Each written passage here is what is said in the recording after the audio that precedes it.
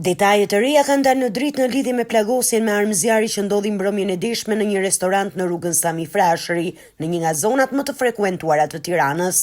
Sipas dëshmive të marra nga vendngjarja dhe këshyrjes së kamerave të sigurisë, mësohet se 7 persona ishin ulur në të njëjtën tavolinë brenda në lokal.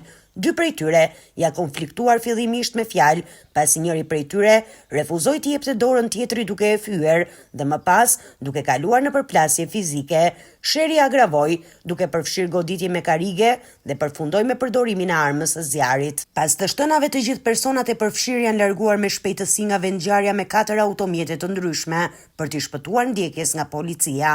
Në vendin e ngjarjes, policia gjeti një gëzhojë dhe një olla gjaku, ndërsa u sekuestrua dhe një armë zjarri tip pistolet, e cila dyshohet se i ka rënë autorit gjatë përleshjes. Arma është dërguar në laborator për ekzaminime të mëtejshme balistike për të zbuluar shenjat e gishtave apo ADN-n e mundshme. Nga të shtëna dyshohet se është plagosur një person i cili sipas burimeve është transportuar në një spital privat. Ende nuk ka informacion zyrtar mbi identitetin dhe gjendjen shëndetësore të plagosurit. Paraprakisht, burime pranë grupit hetimor bëjnë me dije se konflikti ka lindur për çështje parash të marra me fajde. Ndërkohë, 12 orë pas ngjarjes, policia nuk ka bërë ende një deklaratë zyrtare dhe vijon hetimet për të identifikuar dhe kapur autorët.